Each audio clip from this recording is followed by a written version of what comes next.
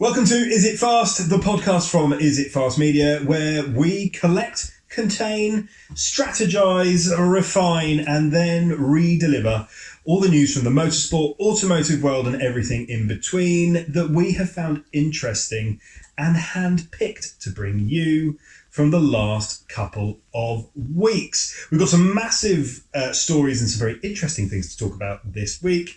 But you might notice, if you're watching this rather than listening, that my counterpart has got something hanging out of his face.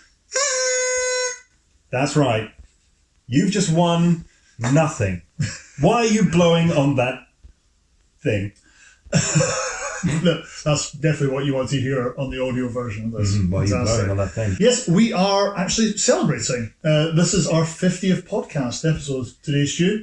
You honestly would have thought that the old gypsy woman curse would have kind of worn off by now, but here we are. It has been some journey so far. Yeah. And we thought we'd put together a little celebration in the studio. I set up the light box. There's a balloon, apart from the other one I normally sit next to. It does say happy birthday on it, but that still does. It still works. Still works. That's right, ladies and gentlemen. It is our 50th episode of the Is It Fast podcast. If you have watched or listened to every single one of them, then no refunds. Yeah. I think it's fair to say. Yeah, absolutely. But thank you very, very much for being... Caveat emptor, indeed. Which is actually, I think we're covering that somewhere down the line. But thank you very much for sticking with us for, 50 and hopefully the next 50. It's a big landmark for us. So make sure to subscribe, follow us, and download us on your social media platform of choice, or wherever you get your... Oh my God, there's a fire! Fire! Exclamation mark. Fire! You've lit a fire.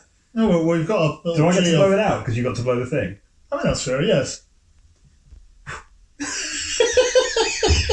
Well, your wish didn't come true. I'm still your co-host. There you go. Is producer Al the fire marshal? Good. He's nodding. So lots to go through. Lots to go through today. And we start with something a little bit left field. Yeah. So Red Bull. You're fully aware that they have sports teams around the world. They pull crazy stunts, and they even now sell cans of energy drink. There you go. Diversifying. They are diversifying their portfolio. But news from the last couple of weeks or so, Red Bull like to pull off, some would say, death-defying stunts. And Red Bull, or a Red Bull-sponsored plane, has managed to land on the helipad of the Burj Al Arab hotel in Dubai, Jumeirah in Dubai, to be more precise. So this is the story, and if you're watching us, then you're seeing it right now. Steady 7 right now, wind. Yeah, baby, give it to you.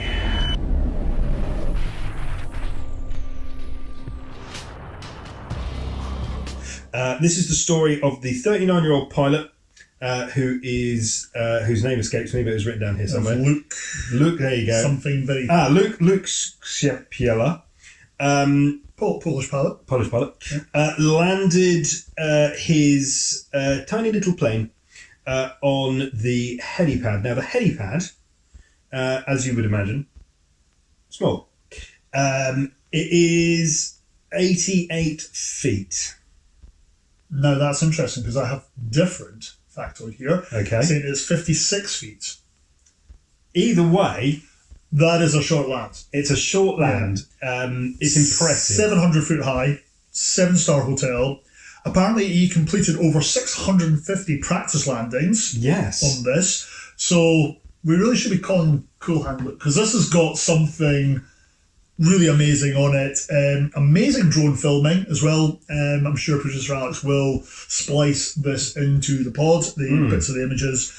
I love how he basically just balances the front of the plane while braking really, really hard. Watching the video, I was also stamping my right foot down, trying to stop this thing. I don't know if that helped him at all. I hope so. But the kind of the stop off the helipad must have been less than about 6 or 8 foot. Yeah. It was something else. It was absolutely phenomenal. The pair of chocks on this laddie is something else. It is. Yeah, it's pretty crazy. So the plane, carbon tub plane, really kind of specially put together for the whole thing. But the average runway is about 8,200 foot. I don't know what that is in real money. It's a lot more than 50, it's a lot more 50 than or 80. it's a lot more than a helipad. Yeah. And even an aircraft carrier has, on average, 10 times more landing space than the helipad of the Burj Al Arab. So pretty tough to do, but it's not the first time that the helipad has been used for stunts. It's incredible the things they've done on there. So Andre Agassi and Roger Federer played a set on the helipad. I remember seeing that, yeah.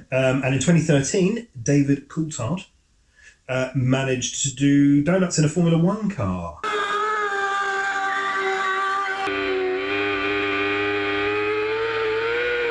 On the helipad of the Burj Al Arab. So, yeah, there was little chance of obviously the tennis players getting it wrong and falling off the edge. And even the Formula One driver could kind of not screw it up too much, I guess. But if you're on the plane and you miss that, it's pretty aggressive. So there you have it. The Red Bull plane lands on a helipad. It's impressive stuff. Yeah. Also worth pointing out that in Alaska, a place called Valdez actually has a short landing competition every year. So they kind of practice this. So worth checking out online. Some of the footage of that is amazing. But once a great adventurer said, it's not flying, it's falling with style. Yes. So very good. Yeah. Hardy. I'm Woody. I know it was Buzz Lightyear. yeah. But yes, have you watched the footage? Have you just watched the footage? If you're watching us, what do you think? Does the stunt hold any water? Probably not. Probably holds more Red Bull than anything. But it's impressive stuff. So we start this week off with the knowledge that we've achieved nothing, but this guy has managed to land a plane on a helipad. Yeah. So thanks for that. Formula 1. Yeah. Now, we made a point... Week two, yeah. We made a point, and we make a point on this show, at least, not to go into the in-depth world of Formula 1. There are many shows that talk about Formula 1, many podcasts that you can go and get your Formula 1 fix. We are not that show, and we're certainly not that podcast. So after last week, remember, go back, download your podcast from where you get your podcast from. Thank you very much, so you do not miss a single one. After the first round of the Formula 1 Grand Prix season, we said to each other and to you that we weren't really going to talk about it much. But Formula 1 just keeps screwing up. So it makes it kind of newsworthy. Yeah, there's a gift that keeps on giving from guys like us. Yeah, I know. Yeah, we don't really get that interest. And then suddenly there's some drama. It all turns into footballers' wives and we're tuning in. So anyway, there was a Formula 1 race in Saudi Arabia in Jeddah. The race was, okay. Perez, he won. Great, good stuff. Verstappen came from 15th to finish second. Yep. His dad, Jos Verstappen, did not congratulate Mr. Perez, unlike Mr. Perez's dad when Mr. Verstappen won in Mexico. So salty beans with that one. And then in third place on the day, Fernando Alonso. Second, third. Yes, second to third. His second, third place. His second, third place of the year, which is incredible. It was his 100th podium in Formula 1, which I think places him fourth or fifth in all time. But was it? So, he was given a penalty early in the race for being slightly to the right of his pit box at the start. Something that happened to a number of drivers the round before. Unless you've been living under a rock, you know this already, but he was given a 5-second penalty. He came in during a pit stop. 5-second penalty was done, completed, and off he goes, comes third. Yeah. Then, after the race, he's done the podium, he's done the all that nonsense. Wasted all his mum's champagne. Yeah, wasted all his Lambrini. And then the FIA and Formula 1 come out after the fact and go, actually, you infringed in the penalty, we're going to give you another penalty, we're going to give you a 10-second penalty, which puts you down to 4th or 5th or whatever. Yeah. So they take the trophy off him and they give it to George Russell, who finished 4th, but then because of the penalty finished third. And also a grand total of about 26 points behind the actual winner. Yes. Then the Aston Martin team appeal. and get given. Yeah, I know, even the dog's going mad. And then get given, let your dog in! And then get given, the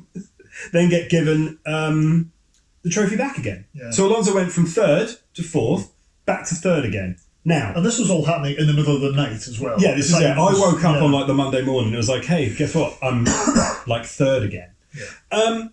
Now, this is the actual point and why I wanted to put it in here, because it's a discussion point for you at home. So we would like to know what you think. Would you like to know the discussion points in my head? Please. Of course you do. Yeah. So it either means the FIA and the stewards and everything are getting much, much more... in terms of their application of the rule, they're getting standardised because they allowed the lodging of an appeal and then looked at the evidence and went, do you know what, we're actually big enough now to go back on a decision, or they don't know their arse from their elbow and they made the decision wrong in the first place. It seems terribly unfair for me that someone is pulled in for a penalty and then they're punished a second time for the same penalty. Well, so the FIA said it was because the jack was touching the rear of the car. So even though they didn't work on the car during the penalty, right, they were touching the car. Because they were touching the car, that was in breach. So they were given a penalty for touching the car while serving the penalty, you see. But not one wheel nut was changed. No. Right. Then Aston Martin lodged the appeal, showed them apparently 7 other occasions in which teams were serving a penalty, but the jack was just touching the car and they weren't given an additional penalty. So the FIA have either gone, fair enough, and gone back on a decision, which has made them look somewhat silly, but they've had the chutzpah to go, actually, this might look silly, but we're going to apply the rules properly. You've lodged an appeal. We think you're right. So instead of going, no, we're going to stick with the appeal, Russell's going to get third, they've turned around and gone, actually, yeah, fair enough. So that's either a positive or it's a negative, and I can't decide where I sit on it. Yes, they obviously appear very foolish, but fair play to them for kind of acknowledging this mistake and reversing the decision. Yeah. I'll put it down to that. Yes. So it's a very quick summary. Yes, I think so. I suppose it's a little bit like multiple angles, here's precedence. And there you go. Off we go. Move on to the next one. Good. But, yeah, and again, a little interesting race, I suppose. It wasn't going to be one that's going to go down in the annals of history. Yeah, I was not that bothered, really. Fantastic for Verstappen coming up from 15th to 2nd. Lewis Hamilton has declared Red Bull's the fastest car he's ever seen. Charles Leclerc is saying the Red Bulls are on another planet. Essentially, summing up the race, it's been 2 races, 2 Red Bull wins. The rest have just been absolutely annihilated. Yeah. Tensions between Sergio and Max are very obvious, and we're barely going into the third race. But these guys and everybody else are just gonna be racing for third for the foreseeable. Yeah. Forget about the construction. We're in a Red Bull world. Yeah. And just gonna suck it up, guys. Yeah. Yeah. I'll keep watching, but I don't really care. I'm here for the drama, but that's about it now. That's fair.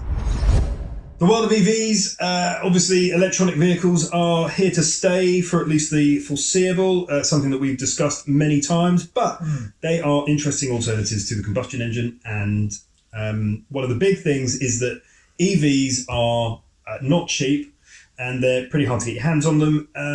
But Volkswagen have now shown off the fact that they are going to deliver a super mini / hatchback think of the Polo, okay? So the Volkswagen Polo kind of thing. They revealed their concept, really, but it looks like it's probably not going to go too far from this. So the ID2, which will fit underneath the ID3, the ID4, the ID5, I imagine, based on their current model lineup.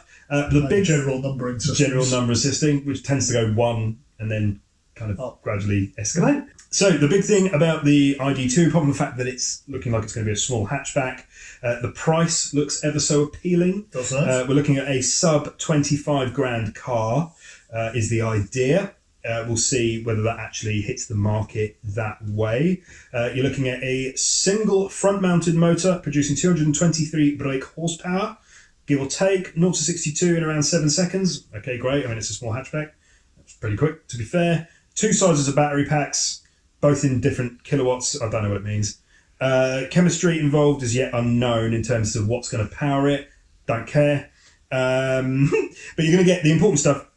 280 miles out of the larger pack, and you can DC charge it from 10 to 80% in around about 20 minutes is what they reckon. So starting that Moore's law of technology doubling in capacity and halving in price every X number of years is now looking like a reality. Obviously, a company the size of the Volkswagen Group have got it well within their means to make these things cheaper. So there you go, the ID2. Yeah, modern kind of classic Golf shape, but with a bit of the Polo chucked in, really. It's mint. The colour or the description of what it's going to be like? Polo. VW has basically described it as a spacious Golf with the inexpensiveness of a Polo. Fair enough. Can accept 2 battery sizes, the 38 and the 56. Oh, there you go. The larger option giving us a claimed range of 280 miles and can do a 10 to 80% charge in about 20 minutes. Just said that. Top speeds. Fair enough. Just reading off my notes here, to be fair. Did you cover top speed? No. There you go. 99 miles per hour. And that's an unsatisfying top speed. Isn't it just?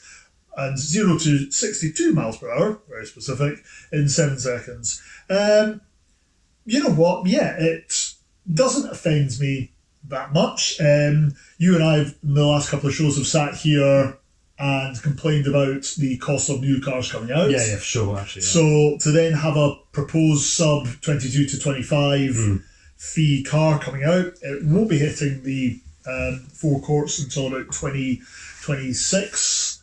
So plenty of time to save your pocket money. What does surprise me though, in 3 years' time, will this be cheaper than, say, like the E-Up that's currently kind of there and available? My guesstimation will be you're not going to get much change in about 30 grand for this by the time it actually rolls round, but time kind of will tell. Yeah. Seen the interior for it? I know it's maybe just proposed, but it does look a little bit like the Dacia, but for that kind of money, what are you overly expecting? Yeah, I think it'll be just fine. Yeah. And that's what they want, you know. And interestingly, you know, it's going to be entering into a segment, especially an EV segment, that doesn't have an awful lot of choice currently, or probably even then. So, yeah, I think VW, smart decision, frankly. I'm not a massive fan of the ID range generally. I'm not a massive fan of Volkswagens at the moment either, but for a whole set of different reasons. But it's a bit of a shame. But yeah, tell us what you think. The ID2 entry-level electric hatchback. Is it the entry-level electric hatchback for you? Ferrari. Oh, now we're talking. Stewie only follow the Ferrari. Ferrari. Now, Ferrari went through a bit of a phase a few years ago of releasing cars kind of willy-nilly. Yeah, every time you woke up, you found a new Ferrari in your inbox. And it was getting a bit tiresome, if I'm honest. There's been a bit of a break. Obviously, a few weeks ago, he's having a party ring. A couple of weeks/months ago, Ferrari released the Puro Sangue, the not 4x4 Ferrari, but they followed it up with this. This is the new Ferrari Roma Spider. So the roof comes off. It is actually the first Ferrari with a soft top since the F430 Spider was retired 13, 14 years ago, 2010, and is going to replace the Portofino M. Now, I think the Portofino didn't get an awful lot of love. I really loved that Portofino. I thought it looked great. I thought everything about it was just quintessentially lovely, Amalfi Coast worthy. And in fairness, I also think the Roma is a beautiful bit of design and driving mechanics. I think the Roma's fantastic. So the fact that they've brought out a soft top or a Spider, I think actually bodes really well. That I think there is certainly a market for that kind of high-end luxury vehicle. So well done, Ferrari. You don't need me to tell you that, but I think this is a really, really good move. Some of the facts. Yeah, please. Or do you want? No, I insist. Oh, thank you. Sell it to me. Much. Basically, it can Well, a fact that I always like, especially when you have got a soft or a hardtop car, is can you still drive this while the roof is detracting? Oh, okay, yeah. You can. You can do it in 13.5 seconds up to a speed of 37 miles an hour. See, that's useful. That's quite useful. You have to slow down and stop to put the roof up and or down. Yeah. 0 to 62 miles per hour in 3.4 seconds. Top speed of 199 miles per hour. Satisfying. And a little factoid for you there, Stuart, if you do not mind me sharing. This is the first front-engineered soft-top Spider since the 365 GT S4 in 1969. So harking back to the 365. It is. Lovely stuff. Looks a lot like the Aston Martin DB11. Yeah, the Roma does share a lot of that. It is very nice. It's still better for me than the California, but this looks absolutely stunning. It really does. Front to the back doors. Rear looks a little bit clumsy for me. And also maybe not the best colours to show it off in. Kind of just give us the classic Italian, like Ferrari red. Give it to me red or yellow, I agree. Pricing, we don't know. Yes, we're not sure yet. There is they think 170-ish grand upwards once you start to option it, I imagine. So I agree. Yeah, I think it's great. 3.9 litre twin turbo V8 engine, 612 horsepower, plenty enough through the rear wheels, and quick. But I think it's a really handsome car, really handsome, worth talking about on Is It Fast. So tell us what you think. Can you imagine yourself sitting there, going around the Amalfi Coast or zipping around the Côte d'Azur? Or pop into Tesco's. Or pop into Tesco's in it. Yeah, with the roof down. That'd be lovely. Really just. So I think come a lottery win, the Roma Spider would actually be on my list. I think it's an incredibly handsome. You're not going to get much cheaper for 200 grand, but with a big lottery win, that's exactly. Tell us, would you spend your lottery win on this, or would you spend it on something else? We try not to get too political on this show. When? No. We try. I don't say we succeed, but we do try. So we do have some actual news for you. So the budget was announced in the UK. There is some news for drivers, more succinctly, people that use roads. So I suppose this also applies to cyclists. So the UK government announced in the budget, the 2023 budget, that they are going to give over, they're going to take our money and put £200 million more into the pothole budget. So it's currently sat at 500, it'll go up by 200. My quick maths means £700 million to fix potholes. They've also announced that they are going to freeze the 5p fuel duty cut. It was initially introduced last year, but they've decided to keep it. So between the two announcements that we've picked out here, there'll be less holes in the road and it will cost you around about the same to fill your car up as it does now. Okay. Yeah, in my initial notes here, I started to write, well, at least this Tory government was bound to get something right eventually. But broken clock is right twice a day. That's it. Jeremy Hunt, who definitely has no nicknames and no rhyming slang. That's not a retake, that's live. Well done. Thank you. Yeah. I don't know how I normally describe him.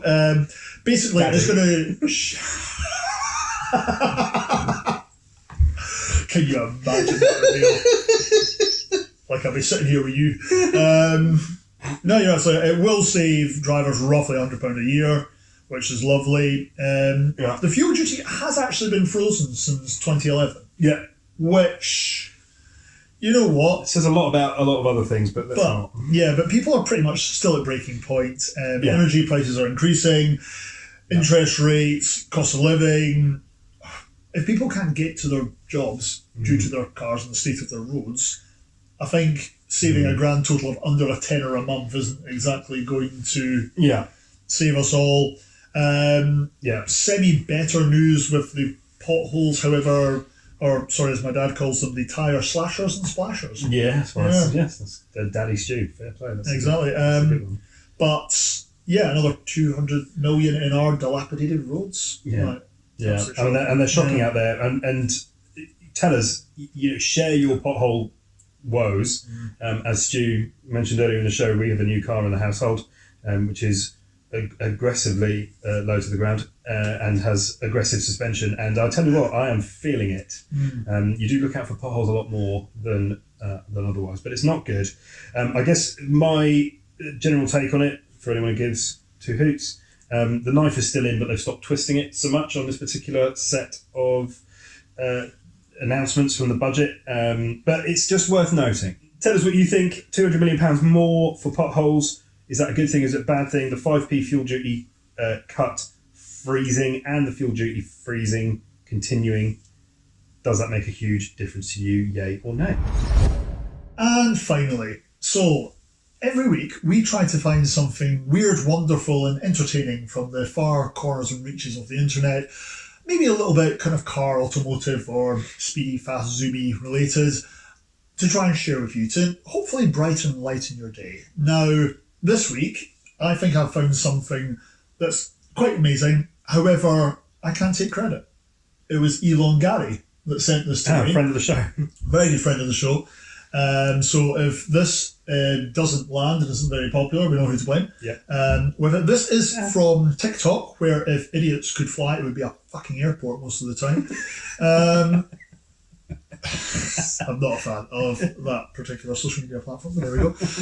Now, there's nothing more annoying than when a car alarm is going off for an extended period of time.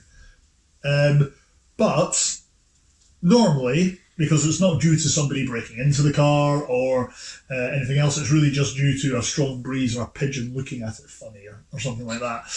But we now have a solution. Stu, hit play.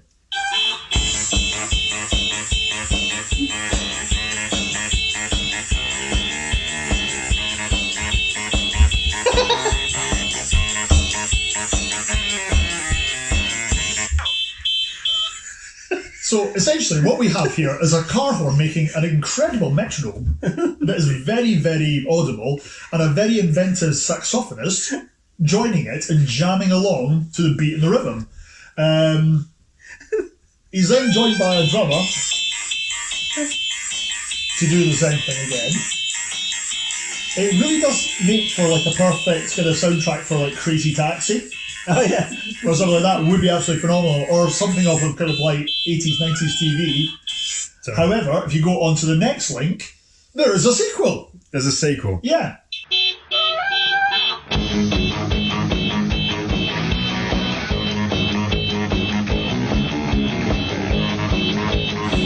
episode 50, you do get 2 videos, aren't you lucky? Because he's got all these pals joining in. Quite aggressive. It is, but like as we're going out celebrating later, we might go for a bit of a boogie, as the kids call it. And we definitely listen to worse ska bands. This sounds very much like Sponge, the B-sides. Now, I would love to see this as a full track, but bravo guys, I saw it, I genuinely started laughing. Yeah, just brilliant stuff. So we wanted to share it with our viewers out there as well. Yes, we'll link that. That's good fun. Fantastic. Excellent stuff. Yes, sometimes the internet can deliver more than other things. So that's fantastic. And on that note, delivering other things, thank you very much for watching Is It Fast or listening to Is It Fast, the podcast from Is It Fast Media. This was our 50th episode. So thank you very much for joining us on this extraordinary journey. Remember to subscribe and follow us on your social media platform of choice to catch the next 50 if we are lucky to get that far, and wherever you get your podcast from. We recommend Spotify because it's fun to say. Indeed. Well, thanks again for tuning in, everyone. 50th episode. Here's to the next 12. We will be back soon with more news, reviews and interviews here on Is It Fast. And remember, if it's got tyres or testicles, it's going to cause trouble. Good night.